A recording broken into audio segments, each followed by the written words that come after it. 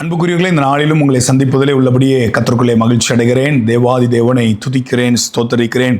இந்த லெந்து காலங்களில் சிலுவையை குறித்து அதிகமாக தியானிக்கக்கூடிய இந்த நாட்களில் காலகட்டங்களில் ஒன்றை நாம் புரிந்து கொள்ள வேண்டும். சிலுவையை இயேசு சுமக்கவில்லை என்றால் நீங்களும் நானும் பாளையத்துக்கு புறம்பெயர்ந்திருப்போம். அவருடைய பாடு மரணங்களின் மூலமாக நாம் மகிழ்ச்சியாய், நாம் ரட்சிக்கப்படுவதற்கு ஏதுவாக, நாம் மகிழ்ச்சி அடைவதற்கு, நாம் சந்தோஷிப்பதற்கு அவர் அன்றைக்கு துக்கங்களை எடுத்துக்கொண்டார் என்பதை நம்ம ஒரு நாளும் மறந்துவிடக்கூடாது.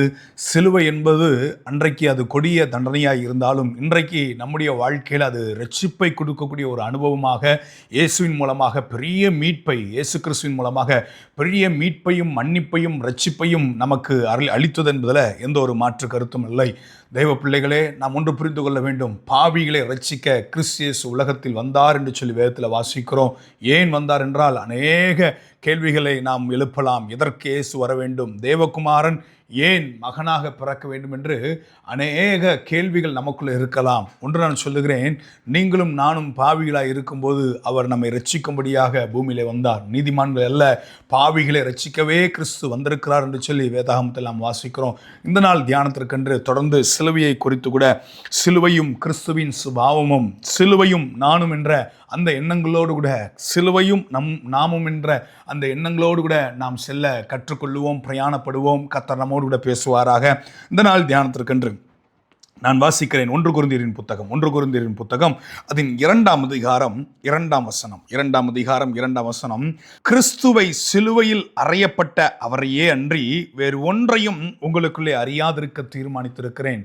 சிலுவையில் அறையப்பட்ட கிறிஸ்துவை அன்றி வேறு ஒருவரையும் உங்களுக்குள்ளே அறியாதிருக்க நான் தீர்மானித்திருக்கிறேன் என்று சொல்லி அப்போஸ்தலனாகிய பவுல் கொரிந்து சபைக்கு எழுதும்போது எழுதுகிறார். இந்த சபையை குறித்து 1ஆம் அதிகாரத்தில் நாம் வாசிப்போம் என்றால் 1ஆம் அதிகாரம் 1ஆம் வசனத்தில் நான் வாசிக்கிறேன். தேவனுடைய சித்தத்தினாலே இயேசு கிறிஸ்துவின் அப்போஸ்தலனாகும்படி அழைக்கப்பட்டவனாகிய பவுலும் சகோதரனாகிய சொஸ்தனேயும் கொரிந்துவிலே கிறிஸ்து இயேசுக்குள் பரிசுத்தமாக்கப்பட்டவர்களாயும் பரிசுத்தவான்களாகும்படி அழைக்கப்பட்டவர்களாயும் இருக்கிற தேவனுடைய சபைக்கும் எங்களுக்கும் தங்களுக்கும் ஆண்டவராயிருக்கிற நம்முடைய கர்த்தராகிய இயேசு கிறிஸ்துவின் நாமத்தை எங்கும் தொழுது கொள்ளுகிற அனைவருக்கும் எழுதுகிறதாவது, எல்லாருக்கும், பரிசுத்தவான்களுக்கு எழுதுகிறார், பரிசுத்தவான்களாகும்படி அழைக்கப்பட்டவர்கள் எழுதுகிறார், தேவனை எங்கும் தொழுது கொள்ளுகிறவர்களுக்கு நான் எழுதுகிறேன் என்று சொல்லி அங்க பவுல் அழுத்தமாக அந்த சபைக்கு எழுதுகிறார்.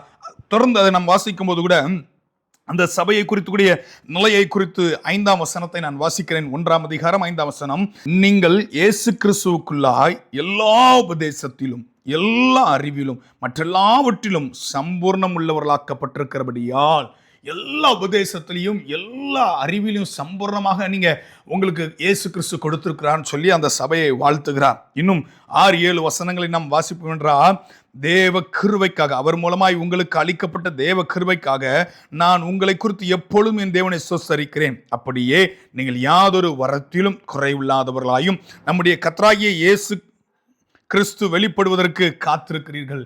யாதொரு வரத்திலும் குறைவில்லாத தேவ சபை, கர்த்தராகிய இயேசு கிறிஸ்துவின் வருகைக்காக காத்திருக்கிற தேவ சபை, எல்லா அறிவிலும் ஞானத்திலும் தெளிவிலும் வளர்ந்த ஒரு தேவ சபை. அந்த சபையை குறித்து நாம் வாசிக்கிறோம். 3ஆம் அதிகாரத்தின் அந்த சபையின் பரிதாப நிலையை குறித்து அப்போஸ்தலனாகிய பவுல் சொல்லுகிறார். மேலும் சகோதரரே, நான் உங்களை ஆவிக்குரியவர்கள் என்று எண்ணி உங்களுடனே பேசக்கூடாமல் மாம்சத்துக்குரியவர்கள் என்று எண்ணியும் கிறிஸ்துவுக்குள் குழந்தைகள் என்று எண்ணியும் பேச வேண்டியதாயிற்று. தயவாக நான் சொல்லுகிறேன், இந்த சபை ஒரு குறைவு இல்லை. ஆனா பவுல் கிறிஸ்துவுக்குள் குழந்தைகள் என்று சொல்லி இந்த சபையை குறித்து சொல்லுகிறார். காரணம் என்ன? வரங்களை பற்றி இருக்கிற அறிவு இருக்கிறது, தேவ சமூகத்தை குறித்து இருக்கிற புரிதல் பல விதங்களில் இருந்தாலும் சிலுவையை அறிந்து கொள்வதிலே அவர்களுக்கு மனமில்லை. அதே 1ஆம் அதிகாரத்தின் 18ஆம் வசனத்தை நான் வாசிக்கிறேன். 1 கொரிந்தியர் புத்தகம் 1ஆம் அதிகாரம் 18ஆம் வசனத்தை நான் வாசிக்கிறேன். சிலுவையை பற்றின உபதேசம் கெட்டுப்போகிறவர்களுக்கு பைத்தியமாயிருக்கிறது, ரட்சிக்கப்படுகிற நமக்கோ அது தேவ பலனாயிருக்கிறது. அது தேவ பலனாக, தேவ பிள்ளைகளே, சிலுவையை நாம் அதிகமாக இந்த நாட்களில் தியானிக்கிறோம். நல்லது. தேவ பலத்துக்கு ஏற்றபடி நாம் ஈடேறி இருக்கிறோமா? நம்முடைய ஆவிக்குரிய வாழ்க்கை ஈடேறி மேலே சென்றிருக்கிறதா என்று பார்த்தால் அநேகருடைய வாழ்க்கை வருட வருடம் இழந்து காலங்கள் வருகிறது. வருட வருடம் இந்த காலங்கள் கடந்து போகிறது. ஈஸ்டர், நியூ இயர், புனித வெள்ளி இதெல்லாம் வருகிறது. கிறிஸ்துமஸ் எல்லா கொண்டாட்டங்களும் வருடம் போல் வருகிறது. ஆவிக்குரிய வளர்ச்சி பார்த்தீங்கன்னா கேள்விக்குறி தான் போட்டு பார்க்க வேண்டியிருக்கு. எனக்கு பவுல் சொல்லுகிறா, கெட்டு போகிறவர்களுக்கு பைத்தியம், ரட்சிக்கப்படுகிற நமக்கோ தேவபலன்.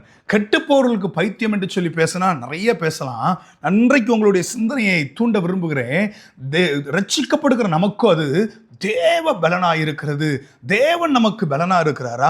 நம்முடைய வாழ்க்கையில ரட்சிக்கப்பட்டுட்டோம்னு சொல்லுகிற நம்முடைய வாழ்க்கையில தேவ நீதியை, தேவனை சார்ந்து முழுவதும் இருக்க முடியுதான்னு பார்த்தா கேள்விக்குறிதான். அப்போஸ்தலனாகிய பவுல் தன்னுடைய அனுபவத்தை கலாத்தியருக்கு எழுதின நிருபம் 6ஆம் அதிகாரம், கலாத்தியர் 6ஆம் அதிகாரம் 14ஆம் வசனத்திலே, நானோ நம்முடைய கர்த்தராகிய இயேசு கிறிஸ்துவின் சிலுவையை குறித்தை அல்லாமல் வேறு ஒன்றையும் குறித்து மேன்மை பாராட்டாதிருப்பேனாக.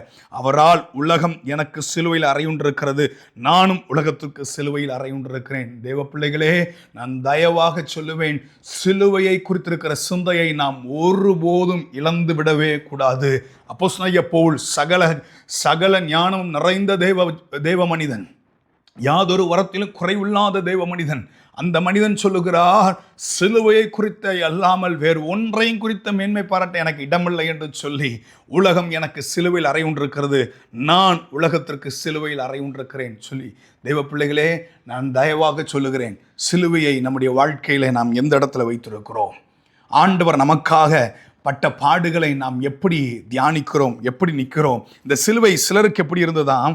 அதே 1 கொரிந்தியரின் புத்தகம் 1ஆம் அதிகாரம் 23ஆம் வசனத்தை நான் வாசிக்கிறேன். நாங்களோ சிலுவையில் அறையப்பட்ட கிறிஸ்துவை பிரசங்கிக்கிறோம், அவர் யூதருக்கு இடலாயும் கிரேக்கருக்கு பைத்தியமாக இருக்கிறார். வேடிக்கையாக இருக்கிறது. தேவ பிள்ளை சிலுவையை குறித்து பிரசங்கிக்கும் போது யூதர்களுக்கு அது இடரலாக முடிந்து விடுகிறது, கிரேக்கர்களுக்கு அது பைத்தியமாக தெரிகிறது. இன்றைக்கும் நம்மை சுற்றி எத்தனையோ பேர் இருக்கலாம். இன்றைக்கு நாம் எப்படி இருக்கிறோம்? சிலுவையை குறித்து இருக்கிற எண்ணங்களை உடைய நாம் எப்படி இருக்கிறோம்? ரட்சிக்கப்பட்டிருக்கிறோமா? தேவ பலனில் இன்னும் ஈடேறி செல்கிறோமா? அவரை பற்றின சிந்தையை நாம் அதிகமாக கொண்டிருக்கிறோமா? அவரையே நான் சார்ந்திருக்கிறோமா? அவரை மாத்திரம் முழு மனதோடு கூட நாம் ஏற்றுக்கொண்டு நம்முடைய வாழ்க்கையில் அடுத்த கட்டத்திற்கு செல்கிறதுக்கான பிரயாசங்களை எடுக்கிறோமா? இல்லை சிலுவை நம்முடைய வாழ்க்கையில் இடரலை கொடுக்கிறதா? இல்லை சிலுவை நம்முடைய வாழ்க்கையில் பைத்தியமாக தெரிகிறதா? இயேசு இயேசு, கிறிஸ்து கிறிஸ்துன்னு சொல்கிறாங்க, வேதம் வேதம், பைபிள் பைபிள்னு சொல்கிறாங்க. இவங்களுக்கு வேறு வேலை இல்லைன்னு சொல்லி உலகம் சொல்லலாம். ஆனால் இன்றைக்கு இந்த சத்தத்தை கேட்கிற நாம் சொல்லுகிறோமா? கேள்வி கேட்டு பார்ப்போம். தேவனை பார்க்கிற முகம் ஒரு நாளும் வெட்கப்பட்டு போகாது. சிலுவையை சுமப்பதினால் நாம் வெட்கப்பட்டு போவதில்லை. சிலுவை அவமானத்தின் சின்னம், சிலுவை கொடிய தண்டனையின் சின்னம். ஆனால் அந்த சிலுவையை நாம் சுமப்போம் என்றால் ஒரு நாளும் வெட்கப்பட்டு போக மாட்டோம். அந்த சிலுவையை பற்றின உபதேசம் நம்மை ஈடேறி செல்கிறதற்கு, இன்னும் கிறிஸ்துவுக்குள்ளே வளருவதற்கு, நம்மை திடப்படுத்துவதற்கு அது ஏதுவாக இருக்கும். நான் தயவாக சொல்லுகிறேன், சிலருக்கு அது இடரலாக இருந்தது, சிலருக்கு அது பைத்தியமாக இருந்தது. ஆனால் ரட்சிக்கப்படுகிற நமக்கோ, கெட்டு போகிறவர்களுக்கு அது பைத்தியமாக இருந்தது. ஆனால் ரட்சிக்கப்படுகிற நமக்கு அது எப்படி இருக்கிறது? தேவ பலனாக இருக்கிறதா? தேவ பலனாக இருக்கிறதா? சிலுவையும் நானும் எப்படி என்று கொஞ்சம் யோசித்து பார்ப்போம். கிறிஸ்து சிலுவையில் எப்படிப்பட்ட சுபாவங்களை வெளிப்படுத்தினார் என்பதை நாம் இன்னும் தொடர்ந்து நாம் தியானிக்க இருக்கிறோம். கர்த்தர் நம்மோடு இடைபடுவாராக. கண்களை மூடி நாம் ஜெபிப்போமா? கர்த்தர் நம்மோடு இடைப்பட்ட தயவுகளுக்காக கண்களை மூடி, ஆண்டவரே, சிலுவை பற்றின உபதேசத்தை குறித்து நாங்கள் மேன்மை பாராட்ட, சிலுவையில் அறையப்பட்ட உண்மையே அன்றி வேறு ஒன்றையும் அறிந்து கொள்ள அந்த சபைக்கு மனமில்லை என்று சொல்லி அப்போஸ்தலனாகிய பவுல் அந்த சபையின் மீது பாரம் கொண்டு ஆண்டவரே செய்த காரியங்களை நாங்கள் ஆண்டவரை பார்த்தோம் அல்லவா? தன்னையும் ஆண்டவரே ஸ்தோத்திரம், சிலுவையை குறித்து அல்லாமல் வேறு ஒன்றையும் குறித்து நான் மேன்மை பாராட்ட எனக்கு இடமில்லை என்று சொல்லி தன்னையும் அவர் அர்ப்பணித்ததை பார்த்தோம் அல்லவா? நாங்களும் எங்களுடைய வாழ்க்கையில் எத்தனை உயர்வுகள், எத்தனை மேன்மைகள், எத்தனை ஆண்டவரை ஸ்தோத்திரம் அப்பா, ஆண்டவரே அப்பா ஆசீர்வாதங்கள் எங்களுக்கு இருந்தாலும் சிலுவையை மேன்மை பாராட்ட, சிலுவையை ஆண்டவரை தூக்கி சுமக்க கர்த்தருடைய ஆவியானவர் எங்களுக்கு உதவி செய்யுங்க. கர்த்தர் மகிமைப்படட்டும். இயேசுவின் மூலம் பிதாவே, ஆமென்.